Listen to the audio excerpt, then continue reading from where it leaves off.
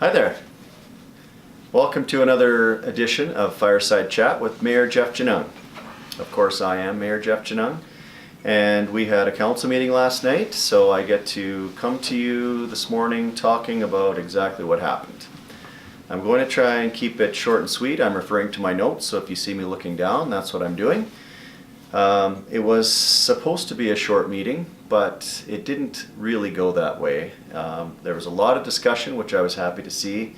Council had some good debate. It was respectful, it was meaningful, and we got the decisions made in a great way. I was happy to see that. So let's get started. First thing on the agenda was Bylaw 31, 2017. And what that means to everyone on the street is that a landowner asked for lots 308 and 312 First Street East to be changed from an R2X zoning to a commercial business district zoning. Essentially, what all that jargon means is that this person wants to see their land used for more of a business sense with the ability to have a residential component above versus just having it strictly zoned residential.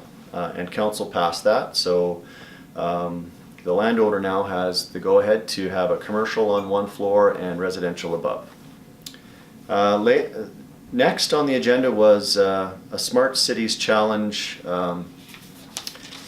presentation by Mr. Devana, our CAO, and I'm happy to say that council unanimously supported the Smart Cities Challenge initiative, which means that we will be now as a community, I'm going back to my notes here from last night, we are applying to the Infrastructure Canada program, where we are hoping to have our submission in by April 24th, and a finalist will be announced in the summer of this summer coming up. And if we are named a finalist, our community will be given a grant of $250,000 to fully develop our final proposal, which then would be submitted in the winter months of this year, and the winners would be announced in 2019 of next year, where we're hoping we could be one of the two prizes of $10 million or one prize of $5 million. So we have to decide which one of those categories we want to be in. And yeah, I'm so excited about this. I've talked about it at length. Some of my last videos have been about this.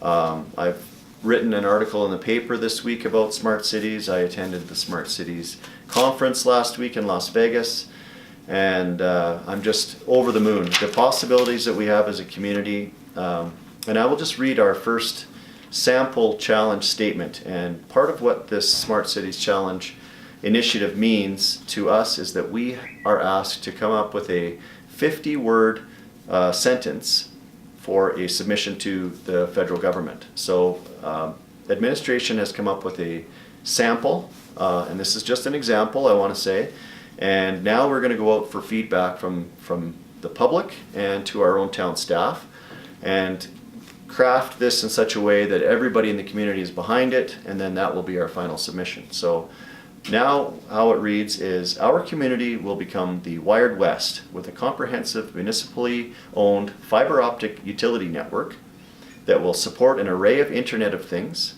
technologies in our downtown core, and adjacent Greystone mixed-use development as we pilot our smart city strategies in Cochrane. How the West is now.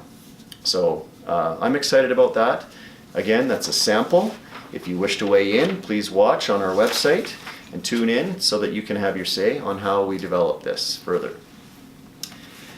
Secondly, in regards to the Smart Cities Challenge, Council also unanimously supported entering public engagement. So that was the piece I talked about where now we are asking you for your feedback. Again, unanimously supported. And Council also supported partnering with the public and the private sector.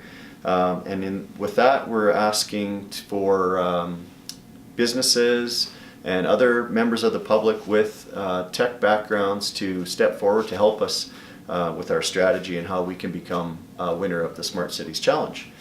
So we will be reaching out to businesses like Garmin, Four Eyes, etc. for their already huge knowledge base in this area. Next up, assessment. We had an assessment report from Finance Department. Wasn't quite as exciting as the Smart Cities Challenge, but nonetheless very important. We saw that assessments are down slightly from last year, with a 0.44% average drop across town, basically staying the same but slightly lower. So we'll be setting the tax rate here in the spring, and taxes will be rolling out shortly after. Sorry for the bad news. Then we moved into what is probably the busiest part of our agenda. It was notices of motion. A few councillors come forward with notices of things that they want council to examine, and direct staff accordingly to take a look at some of these. So the process for this was a councillor will give a notice of motion in one meeting and a date of when that will come back to council, and then the motion comes forward at a council meeting and we vote on whether or not all of council agrees that this is something we should be looking into.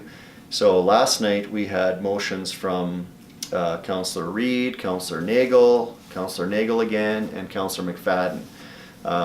I have been in the press talking about how I believe that notices of motion are important, but they're also maybe not the best way to get things accomplished in our community, as I would like council to zoom out a little bit and maybe do a little bit more strategic planning, which we have a session coming up in February where we can look at the macro items such as land use, subdivision, where a lot of the things that we're dealing with on one-offs with notices of motion can be dealt with in a larger scheme, and then administration can actually enact the change that some of these motions are calling for.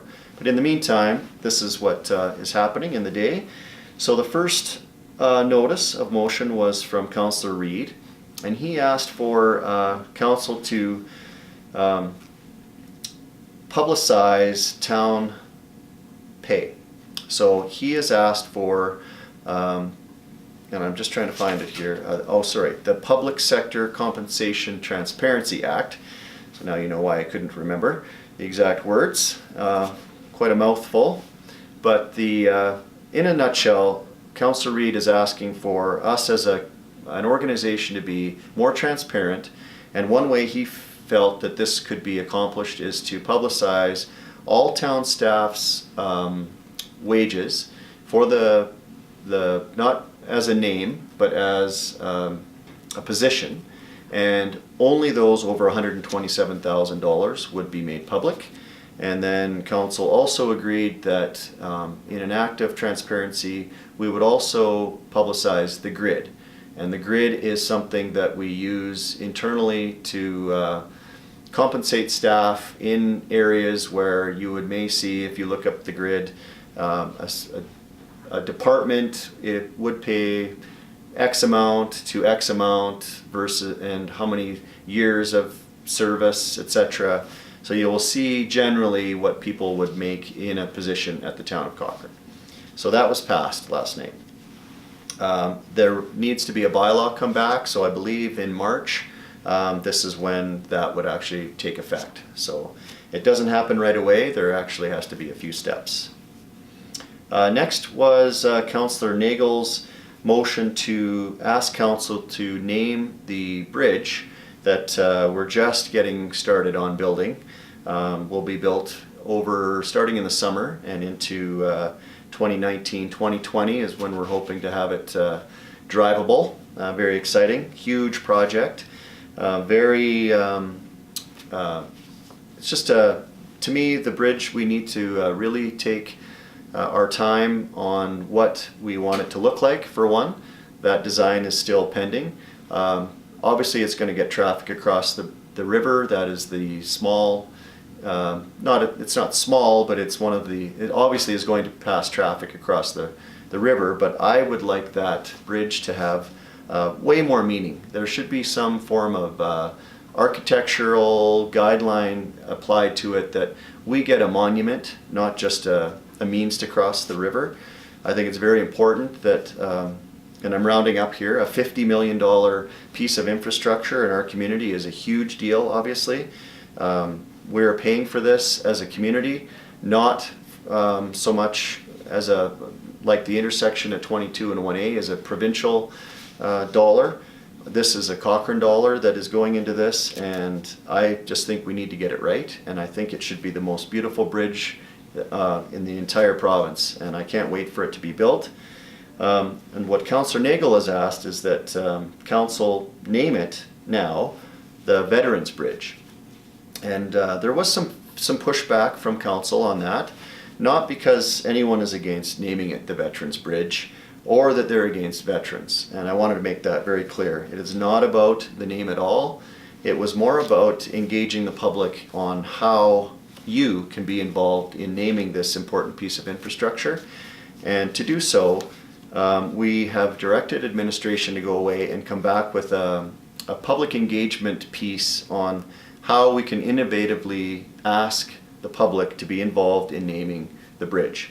So that will be coming back to another council meeting, and where we are looking for your support on how and what your idea of what the bridge could be named. Next up, Councillor Nagel also had a motion on the floor to discuss lowering. He asked for council to support him in directing administration to bring back a report to council on how we could reduce density targets in the town of Cochrane. Personally, I had a problem with the word reduce. In my view, I don't believe that reducing our density target is a way of changing how density is applied in our community. I would rather look at land use and subdivision again and see how density is actually being utilized and applied, so that when subdivisions and developments come forward, we are actually getting the development that we want that fits Cochrane. To me, that may mean some high density, it might mean low density, but I didn't want to restrict the report to just reducing density. So Councillor Nagel, thankfully, in my view, amended his motion to ask administration to just go and give us a report on how to affect different densities in our community. So I was happy to support that, and all of council. Next up, Councillor McFadden brought forward a motion to strike a Parks and Recreation Committee. This kind of came out of our budget discussion in the spring or the winter. It seems like it was a year ago. It's only been a couple of months, where we had quite an in-depth discussion about pickleball and whether or not it should be included in the budget, excluded from the budget. We ended up excluding it, and then the pickleball posse came to council last meeting, and everybody knows the outcome of that. We changed our minds and we put the money back in the budget in a grant form. But that started a discussion about how the town looks at recreation and parks and paths and all of the facilities that we have, like tennis courts and pickleball courts, how they're utilized, and how better could we engage the public and the users to tell us, council, what you're using them for. Do we need more? Are they in disrepair? Or are we just doing a great job? So that committee is going to be struck, so there'll be a terms of reference coming soon. So if you're looking for a committee to sit on and you really care about some of these items that I just mentioned and you're passionate about it, please put your name forward. After that, we just had a few more housekeeping items where we had some reports from myself on all the things that I was doing over the past 2 weeks, and then council's opportunity to give their 2-minute speech on what they've been up to, and then we adjourned the meeting. Thanks for joining me today. We'll see you in a couple weeks. Thanks.